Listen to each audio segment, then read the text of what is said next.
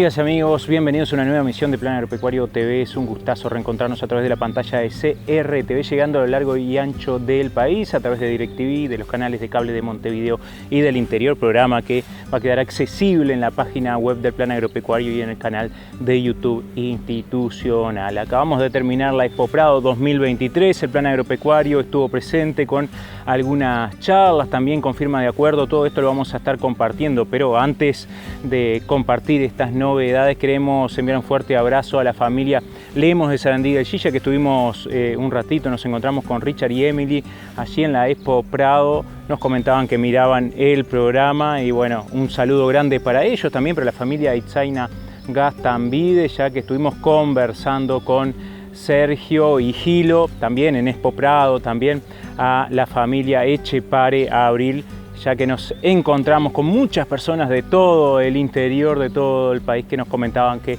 justamente veían el programa.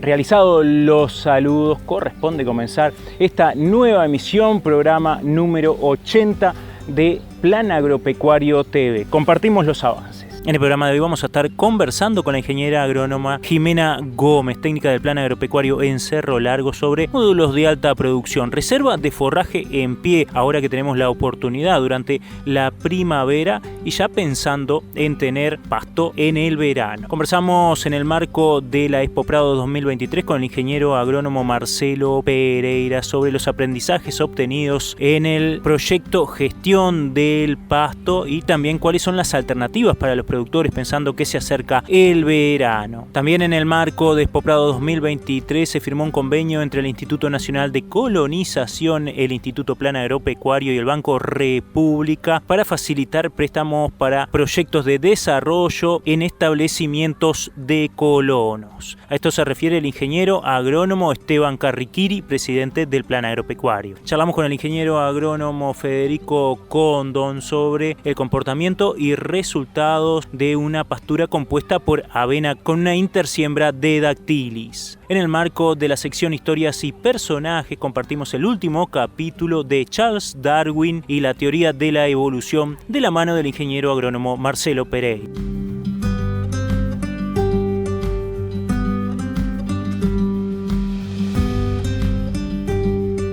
Comenzamos la primavera, estamos ahí a unos pocos días, pero ya el clima está favoreciendo el crecimiento de las plantas, las lluvias también acompañando y es momento de tomar decisiones. La semana pasada nos decía Julio Perrachón que no iba a haber semillas de verdíos de invierno. Él hacía algunas propuestas, algunas alternativas para tomar en cuenta, pensando en tener forraje en el verano. Al respecto también se refiere la ingeniera agrónoma Jimena Gómez sobre la posibilidad que hoy tienen los productores cuando reservan algún pedacito, alguna fracción para tener forraje en pie durante esta estación estival. Bueno, estas alternativas que pueden ser de campo natural mejorado, alguna pastura, un módulo de alta producción, a estas oportunidades se refiere la ingeniera Gómez. Los técnicos hemos estado muy acostumbrados y nos hemos ido adaptando con tecnologías a hablar sobre lo que es el invierno y el balance energético en la vaca de cría que se da en el invierno. Así como el productor también está muy acostumbrado y ya conoce su campo y ya sabe que la producción, ¿sí?, de campo natural en invierno es la más baja, ¿sí? O sea, prácticamente no se produce. Es muy baja la producción y por lo tanto se ocurre un balance energético negativo en la vaca de cría. Bueno, el productor entonces conoce y está adaptado a tomar tecnología, sea un área de verdeo para el invierno, sea una suplementación, o sea, acostúmbrese a perder kilos durante el invierno, bajar la condición corporal, también utilizando tecnologías desde el otoño, ajustando requerimientos. Ahora, ¿qué ha pasado en estos últimos años? En estos últimos 3-4 años, dependiendo de la zona del país, lo que sucede es que hay un déficit forrajero en el verano, ¿sí?, producto de este déficit hídrico. Esto además lo hemos observado a través del seguimiento forrajero satelital y no es una casualidad, sino que se viene sucediendo, se ven que en las tasas de crecimiento, y ha sucedido este año, que han sido las mínimas históricas, como todos los productores lo perciben. Entonces, ¿qué ocurre? Entendemos que los técnicos tenemos que empezar a hablar ya del déficit en invierno, ya lo conocemos, pero el déficit entonces, el balance energético negativo o el balance negativo del sistema en realidad en el verano, ¿sí?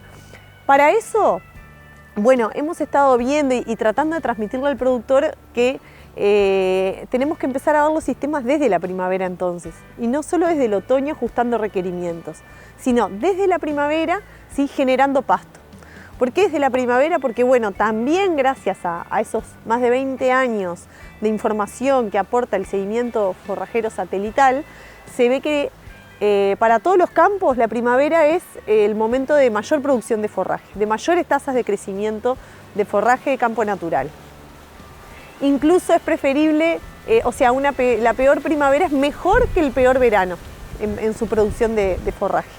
Por lo tanto, hay un pronóstico además de que aparentemente la primavera podría ser benévola, ¿sí? Ha sido un invierno también que no ha sido tan malo desde el punto de vista forrajero, si bien los campos están con déficit de pasto por la situación que se trae desde el verano y desde la primavera anterior, ¿sí? Entonces hay una oportunidad ahí donde se debe aprovechar esta primavera para generar pasto.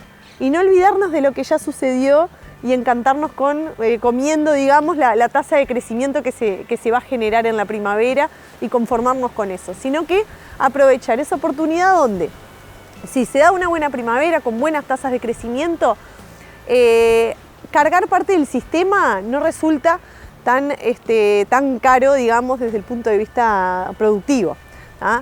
Y por otra parte, siempre en primavera tenemos algunos recursos en los sistemas que en los sistemas ganaderos que estamos acostumbrados, por lo menos en el departamento de Cerro Largo y en la generalidad del país, que son extensivos, por más que tengan un 5%, un 10% de áreas mejoradas, esa área en primavera ¿sí? Resulta una oportunidad también para trabajar con altas cargas y poder liberar, bajar carga de algún potrero de campo natural, ¿sí? ¿Qué se ha visto? Por una parte es, bueno, pensar a qué categoría se va a apuntar esa reserva de forraje que se genera en el campo natural, con qué objetivo. Por ejemplo, el año pasado vimos un productor, ¿sí? Que durante 2 meses, de septiembre, de inicio de septiembre hasta inicios de noviembre, cerró 120 hectáreas de campo natural, ¿sí? A partir de 30 de verdeos de invierno, donde puso 90 vacas de primera cría, ¿sí? Y ese uso de ese verdeo, que por supuesto, y siempre hacemos énfasis, era un verdeo con 40 centímetros, un raigras de pasto, ¿ah? Por lo tanto, hay que producir muy bien también en ese verdeo para poder tener un resultado positivo del resto del sistema. Se sostuvo esa categoría, ¿sí? Durante esos meses, 2 meses, en ese verdeo, y luego se generó esa reserva de 120 hectáreas de campo natural para esa categoría, ¿sí? Que se iba a entorar y que es bien complicada, como todos los productores saben. Por otra parte, otro de los beneficios que tiene esto de generar pasto en primavera, ¿qué ocurre? Si el verano viene bien, bueno, perfecto, pero también para el invierno, cuando en primavera se generan buenas estructuras de forraje, ¿sí? Y en ese invierno donde tenemos siempre 2-3 centímetros de pasto, la investigación y lo que hemos visto a partir de muchos resultados de investigación en Bañado de Medina y en parte de ellos en los resultados de mi maestría, se vio que 3 centímetros no son lo mismo en un tapiz homogéneo, un tapiz abierto, que en una estructura de pasto bien heterogénea, donde es bien cerrada y es producto de un manejo aliviado en primavera, ¿sí? A nivel de algún potrero. ¿Qué ocurre ahí? Bueno, se le permite al ganado tener mayor selectividad, a pesar de que, por ejemplo, en invierno se pierde calidad, en la pastura sí se pierde calidad, pero lo que se vio es que igualmente, ¿sí? Soporta una mayor carga, se puede generar gracias a esa buena estructura, ¿sí? De pasto, donde el animal además baja mucho la actividad de pastoreo, que tiene un costo altísimo, ¿sí? Entonces la tasa de bocado disminuye con esa oportunidad de una buena estructura de forraje donde se ven matas, ¿sí? No solo ese tapiz uniforme, sino que se ven matas de pasto y que el ganado puede seleccionar, y además también puede seleccionar algo de calidad. Entonces, esa mayor estructura también da mayor oportunidad, ¿sí? Para disminuir los costos energéticos que se van en, por ejemplo, actividad de pastoreo, y que son bien importantes. Y también en la digestibilidad y la rumia. Por lo tanto, es bien beneficioso también para una estación como el invierno poder generar esto. Por supuesto que además está la respuesta de la pastura, ¿sí? Ante una eventual lluvia responde diferente, todos lo saben, un pasto con un buen tapiz que uno que viene de sobrepastoreo de años. También cuando hablamos de todo esto tenemos que pensar en manejar esta reserva o este potrero diferencial, digamos, que puede ser con bajas cargas y no totalmente cerrado. Pensar en que tiene que ser un potrero con buena productividad, ¿verdad? Si es un potrero superficial y demás no tiene muchas ventajas realizarlo y no está tan recomendado, pero sí un potrero con potencial. También puede ser un potrero con un mejoramiento extensivo, por ejemplo, donde se reserva y ahí se tiene una buena oportunidad para poder manejar si el verano resultase desafiante nuevamente. Así que bueno, un poco esas son como los mensajes. Generar en primavera buenas estructuras de forraje, ¿sí? Se puede acumular forraje para el verano o se puede generar buenas estructuras para el resto del año, como el invierno, que siempre es un momento del año donde bueno, se pierde kilo, se pierde condición y bueno, y ahí hay que manejar recursos. Así que un poco era eso los mensajes a transmitir.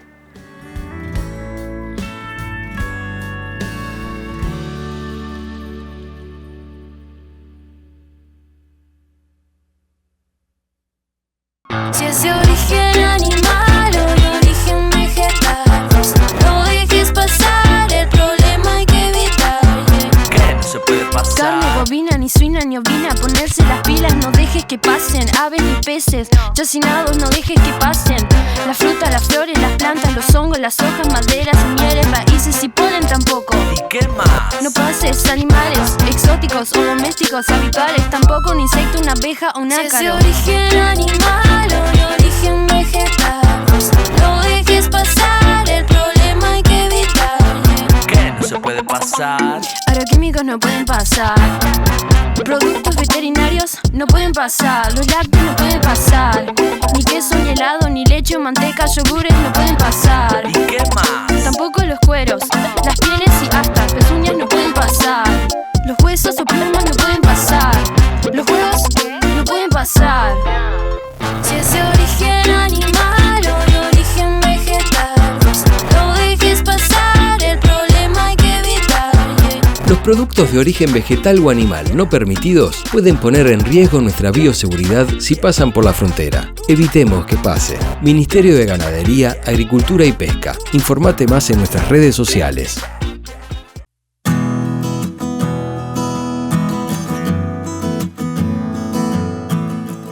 El Plan Agropecuario es una institución referente para la ganadería nacional que mediante actividades de extensión, capacitación no formal, generación de información y generación de herramientas para la toma de decisiones, contribuye con el desarrollo sostenible e innovador del sector ganadero. Hoy es necesario adaptarse a los tiempos y leer el contexto, motivo por el cual el Plan Agropecuario definió su plan estratégico para los próximos 3 años con aportes de las gremiales que tienen representación en la Junta Directiva, de funcionarios, representantes del Poder Ejecutivo y los integrantes del órgano directriz de la institución. Esta guía organizativa enfatiza en el aumento de productividad como una meta alcanzable e ineludible, ya que debido a la demanda externa es necesario aumentar la producción. En este marco se definió como objetivo general del plan estratégico mejorar la productividad de los establecimientos ganaderos para mejorar la calidad de vida de quienes producen, beneficiando al sector, la sociedad y al país. 20 kilogramos por hectárea en 20 años. Es la idea fuerza que moverá este proceso y para su puesta en práctica se han definido 6 líneas estratégicas, cada una con metas cuantificables y tangibles, permitiendo su evaluación continua. Estas líneas estratégicas son: 1. Liderar un programa de extensión nacional para productores agropecuarios con foco en ganadería, integrando procesos de diversificación como estrategia empresarial. 2. Capacitar para construir un Uruguay con más y mejores capacidades. 3. Generar información y herramientas para la toma de decisiones empresariales, haciéndolas disponibles para los productores.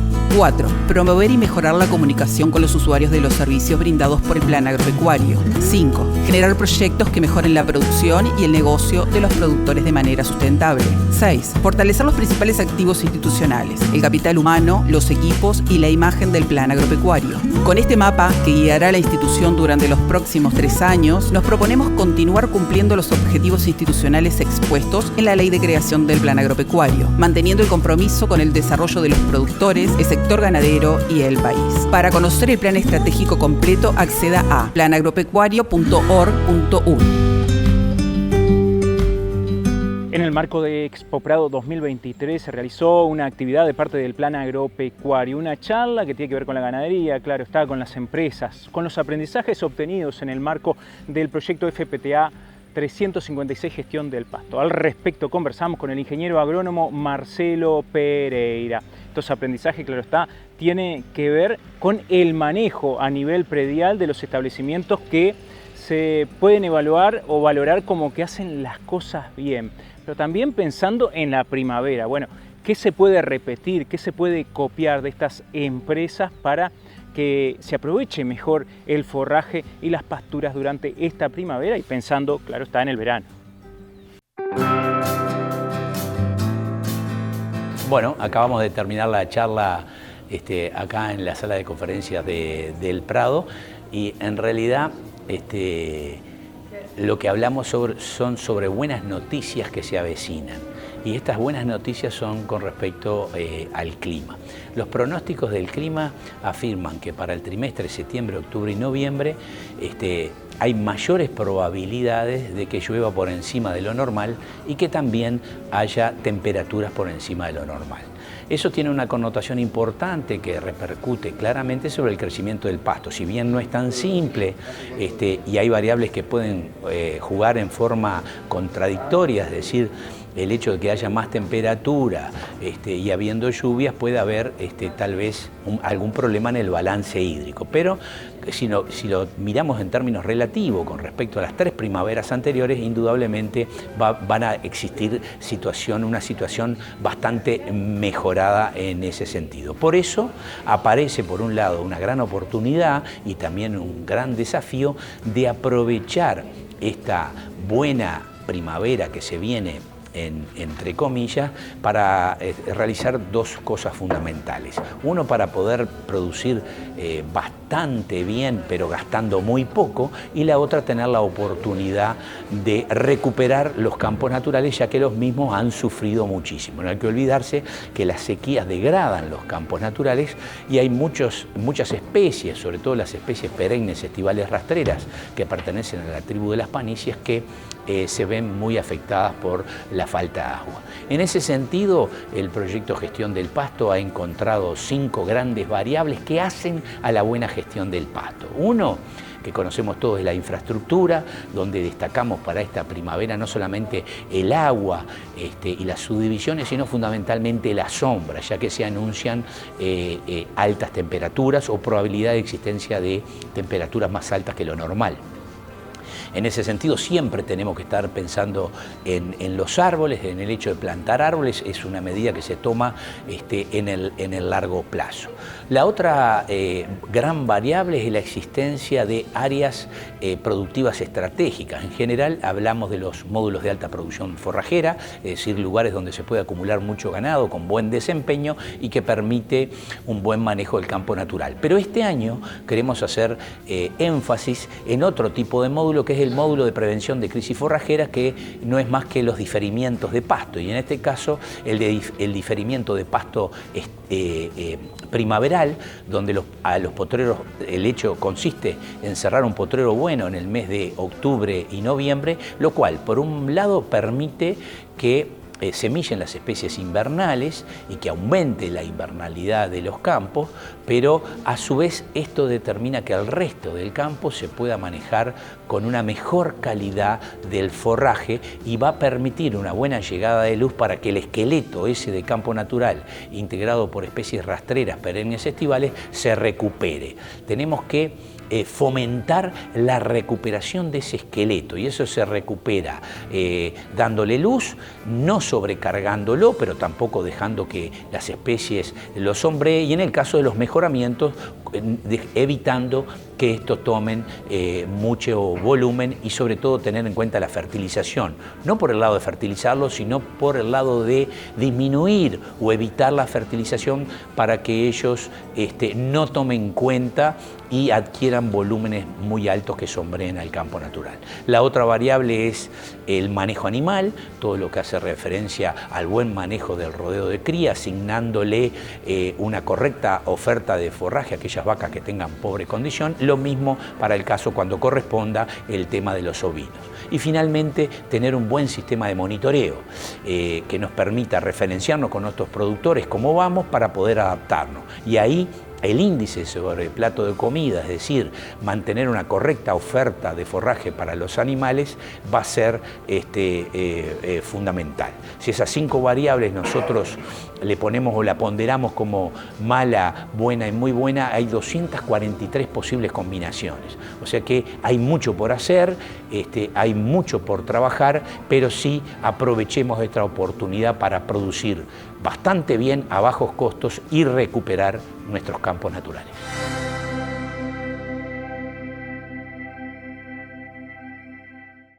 Uruguay forma parte de los pastizales del Río de la Plata, junto con el sur de Brasil y el este de Argentina. Es una de las ecorregiones de pastizales más extensa del mundo y la más importante de Sudamérica. En Uruguay lo llamamos campo natural y es nuestro bioma climáticamente definido.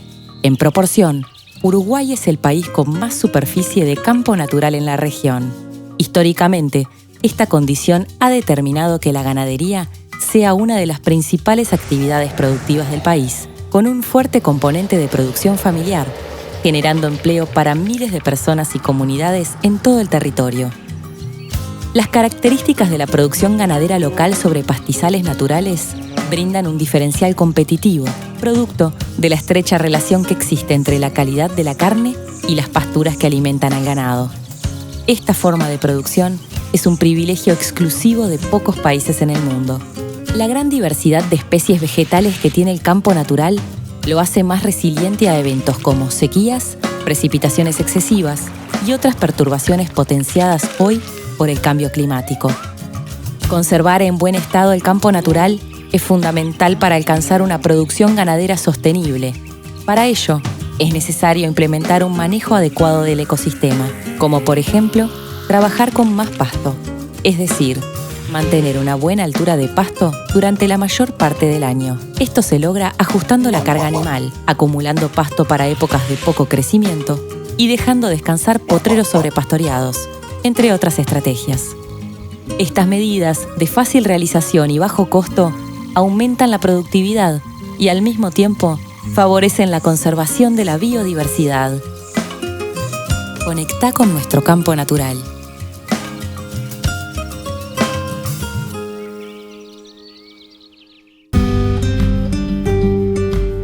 En el marco de Expoprado 2023 se firmó un acuerdo entre el Banco República, el Instituto Nacional de Colonización y el Plan Agropecuario para brindar préstamos para proyectos de desarrollo que son muy beneficiosos para los colonos. Al respecto se refiere el ingeniero agrónomo Esteban Carriquiri, presidente del Plan Agropecuario.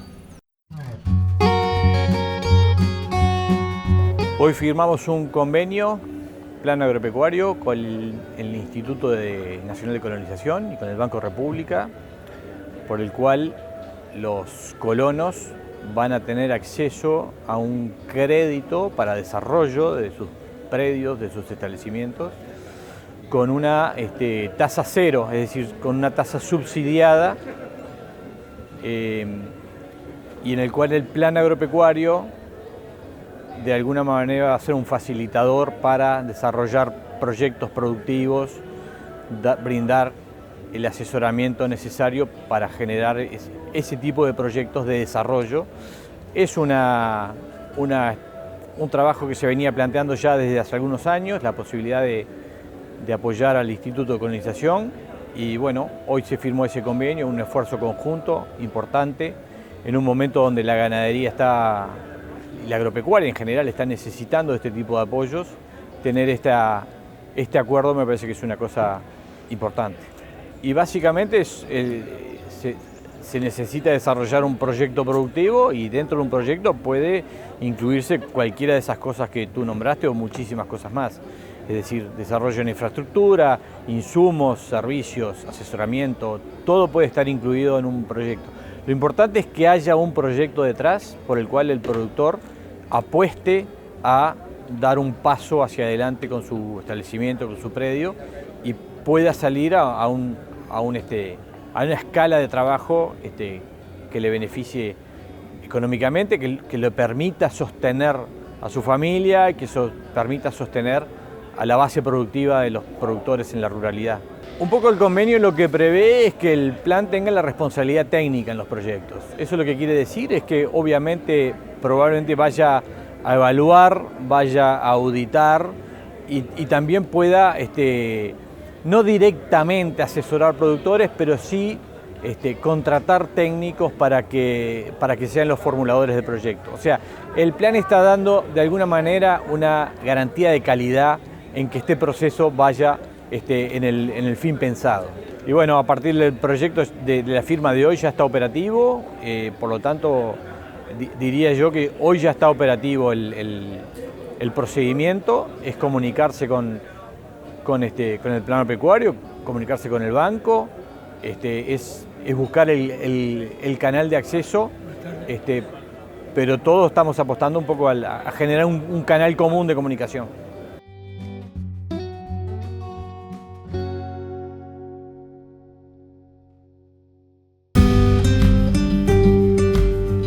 Hace pocos días visitábamos la Estanzuela, estación experimental de INEA en el departamento de Colonia. Compartíamos algunas notas de investigadores al respecto de siembra de pasturas. En este caso vamos a tener nuevamente la palabra del ingeniero agrónomo Federico Condon, quien se refiere y nos cuenta cuál ha sido el comportamiento de una avena columba con una intersiembra de Dactylis.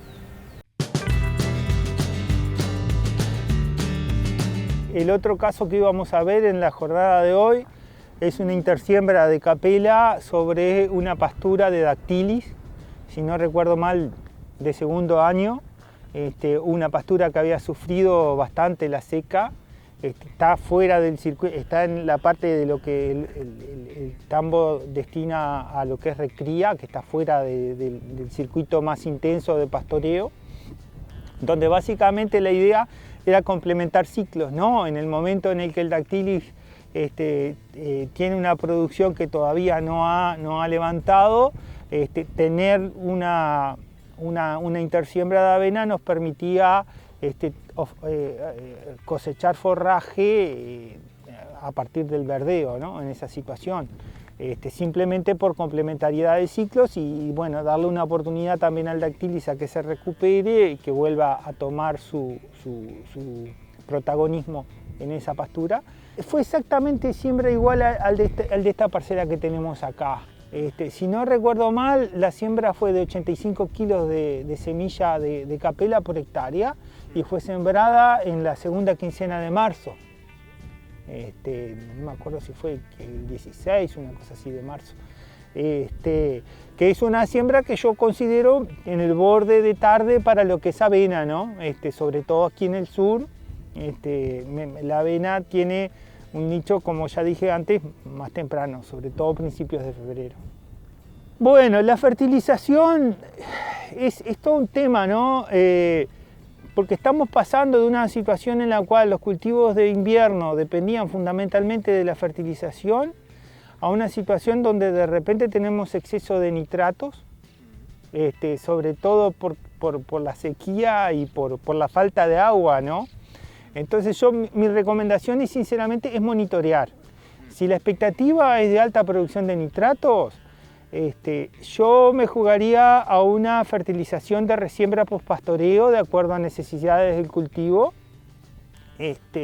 y sobre todo en las etapas iniciales que la avena es muy pequeña y que tiene mucha disponibilidad de recursos por lo que el suelo le brinda, aprovechar eso sin fertilizar en exceso. Pero bueno, ahí hay que tomar muestras, monitorear, ir a la bibliografía y asegurarse de que estén los requisitos cumplidos para una buena productividad. Capela tiene capacidad para extenderse en el tiempo. Puede entrar en la primavera produciendo forraje sin demasiado problema. Columba, en cambio, va a inducir floración antes y va a generar más volumen de forraje como para rolado en un puente verde para protección del suelo antes. Por ahí, bueno, de repente Columba se adapta un poco mejor.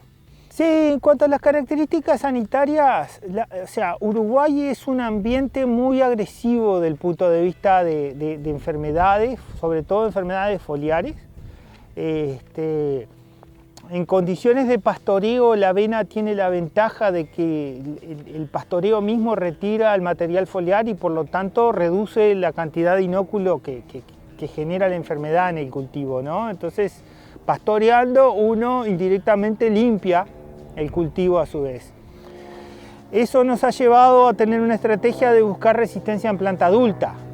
No son materiales sin roya, ninguno de los dos, ni Capela ni Columba. Nuestro objetivo es que sean materiales que para producción de semilla necesiten máximo una aplicación de fungicida.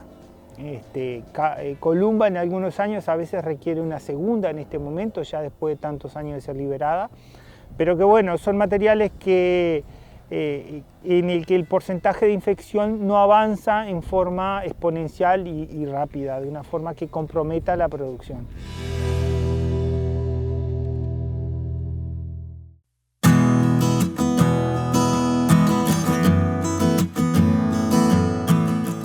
El Plan Agropecuario es una institución referente para la ganadería nacional que mediante actividades de extensión, capacitación no formal, generación de información y generación de herramientas para la toma de decisiones contribuye con el desarrollo sostenible e innovador del sector ganadero. Hoy es necesario adaptarse a los tiempos y leer el contexto, motivo por el cual el Plan Agropecuario definió su plan estratégico para los próximos 3 años con aportes de las gremiales que tienen representación en la Junta Directiva, de funcionarios, representantes del Poder Ejecutivo y los integrantes del órgano directriz de la institución. Esta guía organizativa enfatiza en el aumento de productividad como una meta alcanzable e ineludible, ya que debido a la demanda externa es necesario aumentar la producción. En este marco se definió como objetivo general del plan estratégico mejorar la productividad de los establecimientos ganaderos para mejorar la calidad de vida de quienes producen, beneficiando al sector, la sociedad y al país. 20 kilogramos por hectárea en 20 años. Es la idea fuerza que moverá este proceso y para su puesta en práctica se han definido 6 líneas estratégicas, cada una con metas cuantificables y tangibles, permitiendo su evaluación continua. Estas líneas estratégicas son: 1. Liderar un programa de extensión nacional para productores agropecuarios con foco en ganadería, integrando procesos de diversificación como estrategia empresarial. 2. Capacitar para construir un Uruguay con más y mejores capacidades. 3. Generar información y herramientas para la toma de decisiones empresariales, haciéndolas disponibles para los productores. 4. Promover y mejorar la comunicación con los usuarios de los servicios brindados por el Plan Agropecuario. 5. Generar proyectos que mejoren la producción y el negocio de los productores de manera sustentable. 6. Fortalecer los principales activos institucionales, el capital humano, los equipos y la imagen del Plan Agropecuario. Con este mapa, que guiará a la institución durante los próximos 3 años, nos proponemos continuar cumpliendo los objetivos institucionales expuestos en la Ley de Creación del Plan Agropecuario, manteniendo el compromiso con el desarrollo de los productores, el sector ganadero y el país. Para conocer el plan estratégico completo, acceda a planagropecuario.org.u. Si es de origen animal o de origen vegetal, no dejes pasar, el problema hay que evitar. ¿Qué no se puede pasar? Carne bovina, ni suina ni ovina, ponerse las pilas, no dejes que pasen aves ni peces, chacinados, no dejes que pasen la fruta, las flores, las plantas, los hongos, las hojas, maderas, semillas, raíces y polen tampoco. ¿Y qué más? No pases animales exóticos o domésticos habituales, tampoco un insecto, una abeja o un ácaro. Si es de origen animal o de origen vegetal, no dejes pasar, el problema hay que evitar. ¿Qué no se puede pasar? Agroquímicos no pueden pasar, productos veterinarios no pueden pasar, los lácteos no pueden pasar, ni queso, ni helado, ni leche o manteca, yogures no pueden pasar. ¿Y qué más? Tampoco los cueros, las pieles y hasta pezuñas no pueden pasar, los huesos o plumas no pueden pasar, los huevos no pueden pasar.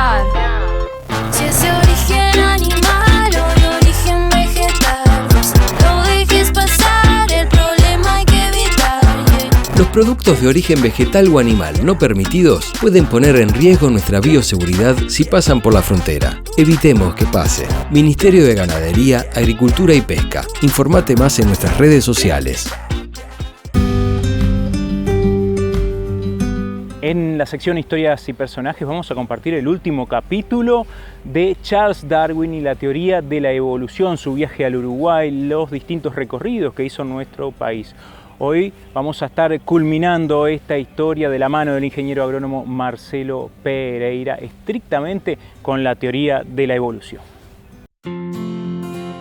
Bueno, nos toca hoy terminar este ciclo de charlas sobre este gran personaje que es Charles Darwin. Dejamos para el final un tema, entre comillas, bastante complicado, que es la propia teoría de la evolución. Teoría que fue elaborada por Charles Darwin después de ese gran recorrido que hizo a lo largo de todo el mundo en el barco que se llamaba Beagle. El contexto de la época, él demora, después que llega a Inglaterra, él demora 20 años en escribir esta famosa teoría. La publica en 1859, en el mes de noviembre, y él demoró 20 años en publicarla porque, bueno, tenía muchas razones, entre ellas la sensación que iba a causar con el enfrentamiento con la religión. No se olviden que en ese momento reinaba el fijismo, es decir, que las especies no cambiaban, que era inmutable, el creacionismo, que decía que todo lo había creado Dios, y él iba contra todas esas premisas, y eso le hacía que él tuviera mucho miedo en publicar esto. Finalmente lo publica y trataremos de explicar cómo funciona. Ahora, él no es que se le ocurrió de repente, sino que tuvo el viaje, él leía mucho, se basó en otros autores como Saint-Hilaire, como Cuvier y finalmente Lamarck, que publicó otra teoría sobre la evolución. En concreto, la evolución la podemos explicar, o la teoría de la evolución la podemos explicar en forma sencilla con un ejemplo.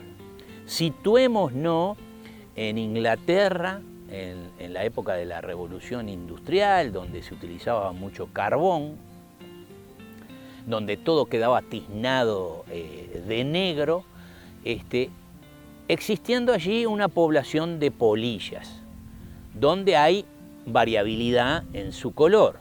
Hay polillas blancas y hay polillas negras. Estas polillas son comidas por aves y resulta que las polillas negras se pueden camuflar con el tizne que existía que existían las chimeneas debido a la combustión que se utilizaba para generar calor, que era el carbón. Entonces determinaba que las polillas blancas fueran mucho más visibles por las aves y las aves se alimentaran de las polillas blancas y de esa manera sobrevivieran mucho más las polillas negras, que eran capaces de camuflarse por el color. Estas a su vez dejaban descendencia y determinaba que comenzaran a predominar las polillas negras, que tenían esa característica de poder camuflarse con el color. Así funciona la teoría de la evolución, y funciona, que es lo importante, y eso es el gran hallazgo de Darwin, por un mecanismo que es la selección natural. Esa selección hace que bajen las polillas blancas, su cantidad, su predominancia, y predominen las negras. Eso, sumado a cambios aleatorios, es decir, por el azar de los genes, de la combinación génica, que se llaman mutaciones, la selección y las mutaciones dan origen a esa población que, ocurriendo ese mecanismo, se puede diferenciar gradualmente de la población que partió hasta generar nuevas especies. Y eso se llama la especiación. Ahora, para que se dé el mecanismo de la teoría de la evolución, tienen que ocurrir ciertas cosas. Es imprescindible, en primer término, que haya variabilidad, que haya polillas blancas, que haya polillas negras, que haya ratones colorados, que haya ratones pardos, es decir, que exista variabilidad genética. Segunda condición, tiene que haber reproducción sexual. La reproducción sexual es la que permite que haya recombinación génica y se generen nuevos y distintos individuos. Esa es la segunda condición. La tercera condición es que se generen más individuos de lo que es necesario. Es decir, que se puedan perder determinados individuos y que haya una selección. Esas son algunas de las características. Se suma el hecho de que también es importante que los rasgos que tiene esa población que se va generando, entre comillas, como nueva, los rasgos lo puedan heredar sus hijos, es decir, que esas características sean heredables. Y finalmente, que haya una lucha por la supervivencia. Este mecanismo de la lucha por la supervivencia, es decir, que haya competencia, se le ocurrió después de leer un ensayo poblacional de un presbítero que se llamaba Malthus, que él mencionaba que la población crecía en términos geométricos, es decir, 2, 4, 8, 16, mientras que la comida crecía en términos aritméticos, 1, 2, 3, 4. Y a la larga iba a haber una lucha de supervivencia por dicha comida. Y ahí es donde a Darwin se le ocurre el mecanismo de la selección natural, que es lo que explica la teoría de la evolución. Entonces, ¿qué es lo que quiere decir? Y muchas veces hay algo equivocado en lo que la gente puede entender o comprender. Hablando del ser humano, siempre se dice que descendemos de los monos o descendemos de los primates. Lo que sí ocurre es que tenemos un antecesor común, es decir, nosotros, el Homo sapiens, el hombre que piensa, con el chimpancé, con el gorila y con el orangután, tenemos un ancestro común. No es que el chimpancé dentro de unos años va a evolucionar y se va a transformar en el hombre. Tenemos un ancestro a la cortita con el chimpancé. Por esto compartimos un 98, un 99% de nuestro material genético con el chimpancé. Con el gorila solamente un 98% compartimos. Y con el orangután ya estamos un poco más lejos y compartimos solamente el 96%. Entonces no es que el chimpancé dentro de unos años o dentro de 100 años se va a transformar en un hombre. Tenemos un ancestro común, más cercano con el chimpancé que con el gorila y aún más cercano con el orangután. Por eso Darwin, en su libro de anotaciones, diagramó el famoso árbol de la vida. Es un árbol que parte de un tronco común, se van generando ramas, y ramitas en donde algunas se van muriendo, van secándose, que son las especies que se extinguen, y bueno, y finalmente se va abriendo cada vez más esas ramas. Tenemos un ancestro común, y supuestamente partimos de alguien que fue común a todos. Entonces, es importante entender ese proceso, y ese proceso se entiende, o se entendió, se le ocurrió a Darwin después de hilvanar varias otras ideas que andaban en el momento, para llegar a justificar cómo ocurría el mecanismo de la evolución. Es un mecanismo que se estudió por anatomía comparada, es decir, haciendo comparación entre diferentes especies, estudiando los fósiles, estudiando las islas. Las islas son lugares estratégicos donde promocionan o favorecen la evolución.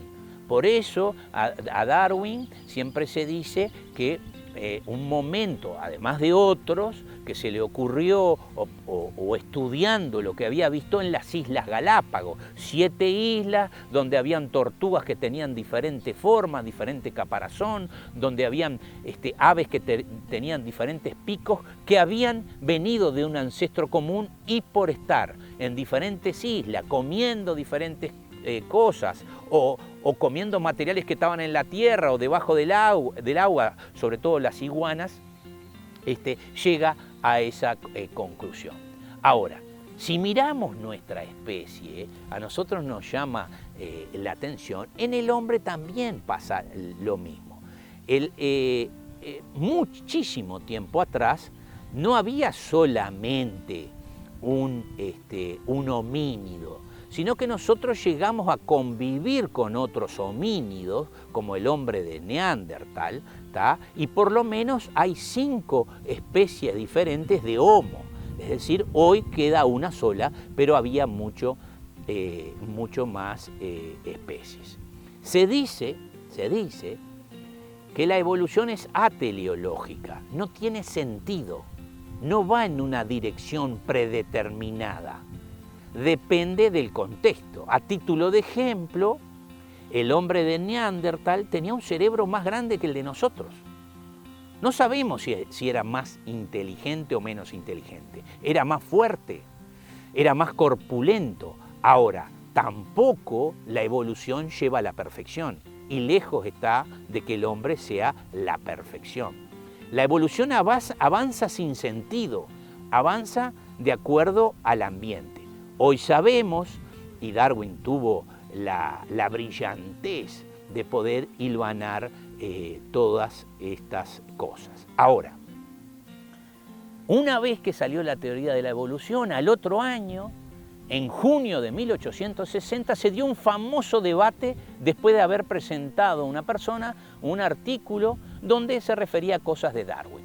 En ese debate que fue dado en el Salón de Historia Natural de la Universidad de Oxford, había mucha gente participando en ese debate donde se iba a debatir ciencia. Entre ellos, los personajes ilustres, estaba Fitzroy, el admirante del barco que había llevado a Darwin. Ahora, los personajes que se destacan son 2.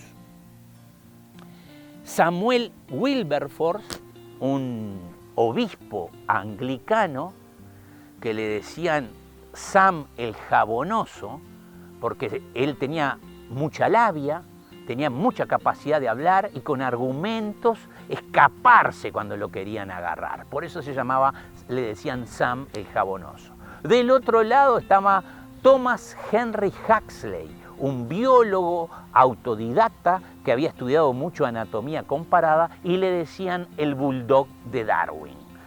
Él era un gran defensor porque Darwin, antes de largar a la luz la teoría de la evolución, la había comentado muchísimo con él porque él lo visitaba en Down House, donde era el lugar donde vivía Darwin.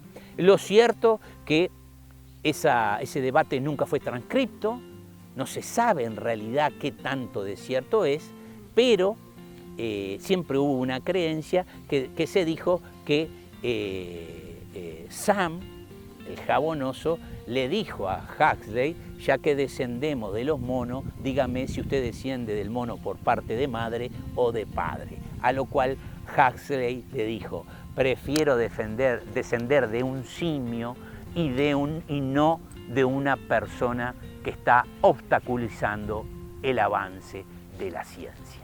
Eso quedó para la posteridad. Supuestamente se dice que Huxley salió ganador de ese debate. Lo cierto que la teoría de Darwin, hoy, 150 años después, se les encuentran muy pocas fallas. Si bien Darwin se equivocó en algunas otras cosas, en la teoría de la evolución hilvanó muchas cosas y en forma correcta. Por eso la innovación a veces no pasa por hacer algo totalmente nuevo, sino pasa por hilvanar ideas anteriores. Ya su abuelo había escrito algo sobre la evolución y mucho se hablaba sobre ese tema. Darwin siempre tuvo problemas con desafiar a la religión. Darwin poco a poco en la evolución de su vida fue quedando cada vez más escéptico con respecto a la religión, y Huxley fue el que acuñó el término de agnóstico, es decir, de rechazar o de aceptar cosas siempre utilizando la razón o la intelectualidad.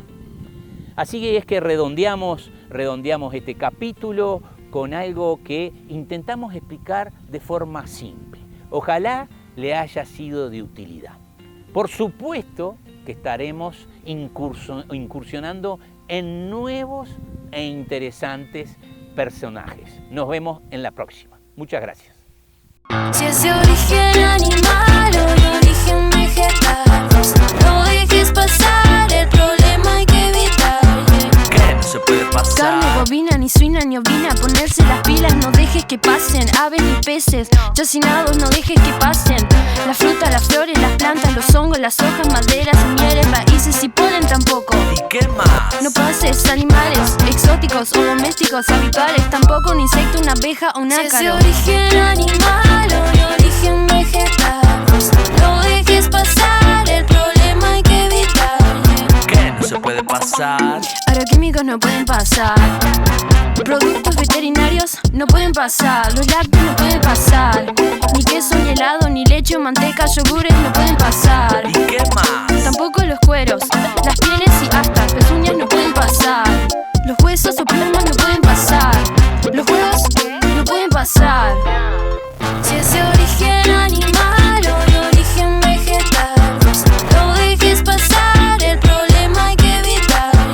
Los productos de origen vegetal o animal no permitidos pueden poner en riesgo nuestra bioseguridad si pasan por la frontera. Evitemos que pase. Ministerio de Ganadería, Agricultura y Pesca. Informate más en nuestras redes sociales.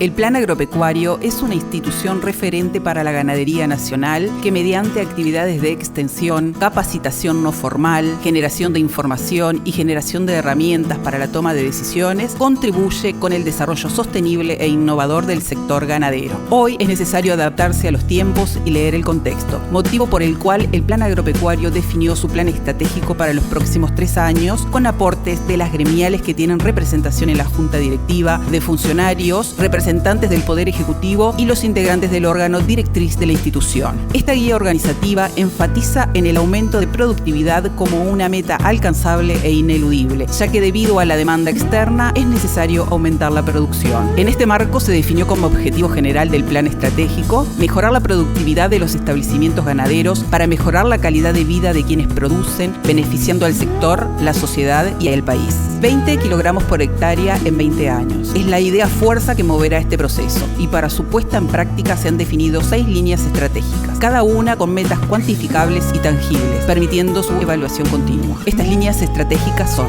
1. Liderar un programa de extensión nacional para productores agropecuarios con foco en ganadería, integrando procesos de diversificación como estrategia empresarial. 2. Capacitar para construir un Uruguay con más y mejores capacidades. 3. Generar información y herramientas para la toma de decisiones empresariales, haciéndolas disponibles para los productores. 4. Promover y mejorar la comunicación con los usuarios de los servicios brindados por el Plan Agropecuario. 5. Generar proyectos que mejoren la producción y el negocio de los productores de manera sustentable. 6. Fortalecer los principales activos institucionales, el capital humano, los equipos y la imagen del Plan Agropecuario. Con este mapa, que guiará a la institución durante los próximos 3 años, nos proponemos continuar cumpliendo los objetivos institucionales expuestos en la Ley de Creación del Plan Agropecuario, manteniendo el compromiso con el desarrollo de los productores, el sector ganadero y el país. Para conocer el plan estratégico completo, acceda a planagropecuario.org.uy. Actividades del Plan Agropecuario. El 3, 10 y 24 de octubre se realizará el curso Aspectos Prácticos de la Suplementación en Bovinos de Carne Nueva Palmira, departamento de Colonia. El 27 de septiembre a las 10:30 horas se realizará la jornada de reconocimiento y control de Capina Noni en Sausal de Tranqueras, departamento de Rivera, en la escuela número 25. Se realizarán los próximos talleres del proyecto Gestión del Pasto. El 26 de octubre se realizará el taller en el establecimiento Cerro de Averías de Alejandro Andradas en el departamento de 33. El 31 de octubre en el establecimiento Las Flores de Héctor Rubio en Pan de Azúcar, departamento de Maldonado.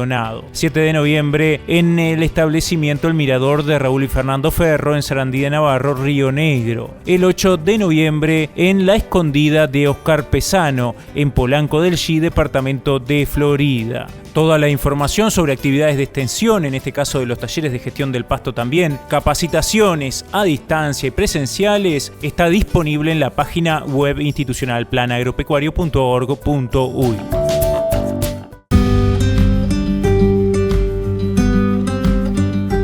Amigas y amigos, ha sido un gustazo haber compartido esta hora de información, recomendaciones técnicas a través de CRTV, canal 1195, cuando se emite por DirecTV, pero también los otros canales del interior donde este programa se ve. Primero, y antes que terminemos, que demos el saludo final, queremos saludar a la familia Silva de Chapicuy en el departamento de Paysandú, a la familia Da Silveira en el departamento de Rocha y también a la familia Mederos Coimbra en el departamento de Rivera. Sabemos que fueron muchos los productores y productoras que nos comentaron en Expo Prado que miraban el programa y bueno, nos llena de orgullo poder estar llegando a todo el país y logrando el objetivo, que es acercar información que creemos puede servir a las y los productores ganaderos de nuestro país. Para nosotros es un orgullo como institución de extensión. Y bueno, la invitación queda hecha para la próxima semana reencontrarnos aquí en CRTV, en este programa que hemos denominado simplemente Plan Agropecuario TV. Hasta entonces.